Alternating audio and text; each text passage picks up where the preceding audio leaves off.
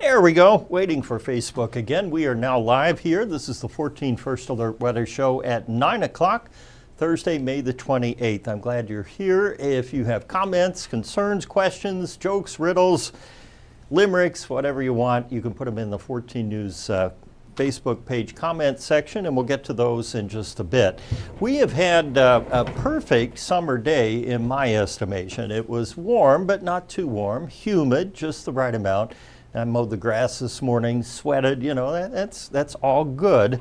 And we didn't have any rain today either. It was dry from a rain perspective, still kind of damp out there, at least through the morning. And that dampness may lead to some patchy fog tonight, followed up by some spotty rainfall on Friday afternoon, tomorrow afternoon and evening. And then we get into a sunny and pleasant weekend, and much of next week looks like it'll be the same, with temperatures pretty much in the 80s the whole time. Nothing really to rock the boat here with regard to our weather. And all the rain that we were dealing with yesterday got shoved down here to the southwest of the tri-state.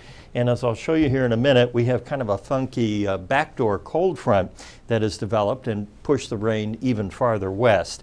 For tonight, other than some patchy fog, no weather worries. Tomorrow, maybe some scattered showers during the afternoon. And then we dry out and enjoy mostly to partly sunny skies all the way through Sunday. Right now we're showing around 75 to 80 across the tri-state. Owensboro is still pretty warm there at 80, and Henderson's at 79, Newburgh 78.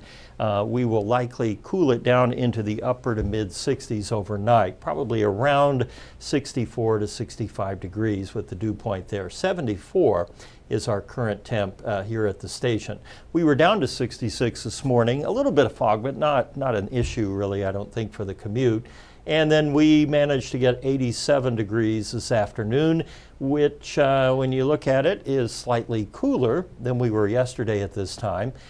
We were warmer than normal this morning, and a couple degrees above the typical this afternoon. 81 is the normal high. We probably won't see any more significant rainfall this month. There really isn't an opening or an opportunity for it. We've certainly had warm and cool days, leaning more toward the cool, and that has put our average temperature for the month slightly cooler than normal, about by an inch and or about a degree and a half, and our rainfall is going to come up about an inch and a half below where it should be. The drought monitor did update today, as it does every Thursday, and good news, that rain that we had last week did the trick, at least for much of southwest Indiana. We still have abnormally dry all the way down here into the northern part of Kentucky, and then the drought conditions become a little more severe as you move into the southern edge of Muhlenberg, all of Ohio, and I said Muhlenberg, I meant McLean, Muhlenberg, and Hopkins counties there. So we definitely could still use rain, but at least we bought a little time there with our wet previous week. The low pressure that's churning up these showers and storms is being pushed backwards by the high that's coming down out of Lake Michigan. And we call that a backdoor cold front. In other words, it's going the wrong way. I had trouble drawing this today because the machine defaults to drawing a front like this, right? Generally, when you're marking up a map, your cold front will go roughly from northeast down to the southwest, and so the barbs then would go that way. So when I drew it that way, the barbs were pointing in the wrong direction. I kind of had to stand on my head and take off my shoes to get the map to work because this is not a normal thing. I mean, we get backdoor fronts. It's just we don't draw them very often, I guess, is the problem.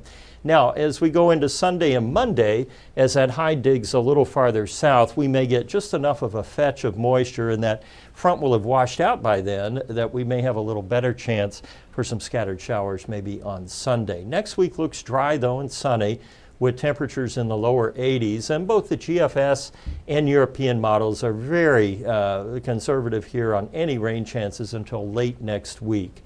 and the rainfall potential there locked up at about a half an inch for the GFS model. The European much drier, and a similar setup there with maybe a few showers on Sunday. That went by pretty quick, but again, we're looking out almost 7 days. So, you know, we're just kind of giving a broad strokes approach to it here right now, and rain amounts on the European are very low too. So I'm expecting a low of about 63 to 65 tonight with a few clouds overhead and some patchy fog. 82 tomorrow, and then more of the same, basically the carbon copy all the way down the line. Carbon copy is kind of an old-timey phrase, isn't it? I don't think anybody uses carbon paper anymore. Probably a lot of people don't even know what it is. But back in the day, you had this sheet of paper that had a little carbon on it, right? It was some kind of wax or whatever. It was black, and when you typed on a typewriter, it would punch through and you get a copy. Isn't that wild? A little trivia here. Probably most of our regular 14 News at 9 folks would already know that, or probably have used carbon paper at some point. I think the only place I've seen carbon paper used in modern time was at the dentist office. I had to bite on something. I got a filling, first filling in my life. I was 60 years old and they drilled a tooth, but I had to bite on this carbon paper, I guess, so they could make the thing. Anyway, I got a pet, whoops, we don't have pet pick yet. We have warmer than normal temperatures through the 11th, and we have near normal rainfall too, maybe a little less than that. All right, we have a mystery pet pick tonight. Right now the way that we transfer media into our system was not allowing new stuff to come in. So I just pulled up an old picture here. The two kitties enjoying a little nap here. The name on it was Fortes, Fortes, but I don't know the names of the cats, nor do I know the names of the submitter. Why am I here, right? What good am I? Well, I'm showing the cat pictures, so hopefully that'll cheer somebody up. And with that, let's go over to your questions and comments here. Maybe you can bail me out. Let's see. Cheyenne Hammonds, good evening. Zach Seat, significant rainfall expected for Evansville next week. Not at first blush, Zach. I showed you the models there. Really, no, it's weird. We're kind of in a, I don't know how to describe it. It's almost like the doldrums, right? We're not really in an active weather pattern, right? We don't have cold fronts coming down every 3 or 4 days. We don't have a tropical system in the Gulf yet. And we basically have high pressure and sort of entrapped moist air, which is only really good for pop-up showers and storms, and that's about it. So no, I don't see a signal for that, at least not in the next 5 to 7 days. Jeff Miller's on. I'm sure your garden is loving this weather. Lenny Howard, good evening, Lenny. How are you? Jeanette Rice and Susan Daly. Jeanette, I mean, you know where you're from, but I thought you were from Poseyville, yeah? Maybe? I'm not sure. I was up there. We were visiting a friend and went to Hirsch's Market to get lunch. How about that? Got some food for lunch. So anyway, you know what I'm talking about, how I spent my week. We don't have much weather. Now, yesterday, we did have something unusual happen. We had a cold air funnel in Gibson County in Princeton. Some of you were commenting on this last night, and unfortunately I didn't have the pictures to show, but this one, and there are many more on the Gibson County Facebook page if you want to look at them, but they're all basically the same thing. This came from Mary Mata and was taken around 6:45 last night, and you see that funnel cloud, and it's a funnel cloud. I mean, it rotates and the whole thing.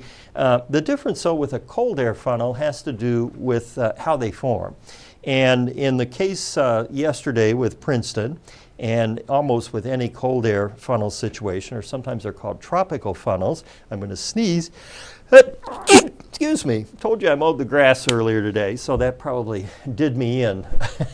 But anyway, when we get a cold air funnel, what's happening is you don't have a big thunderstorm or supercell. In fact, a lot of times they happen without a thunderstorm even, just a little rain shower.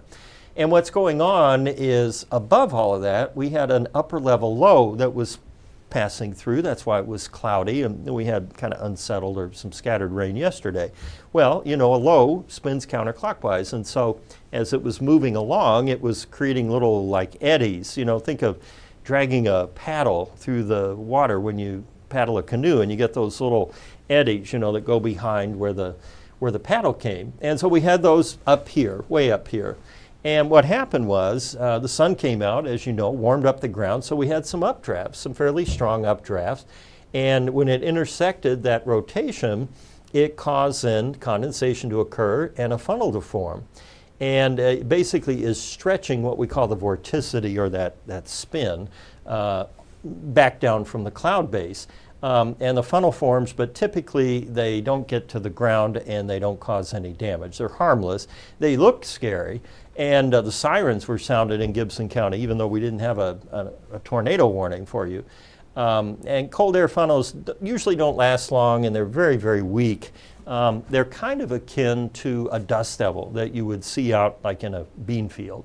The difference here is that this is cloud-based as opposed to coming up from the surface. Those are caused by a rising warm air, or what we would call a thermal.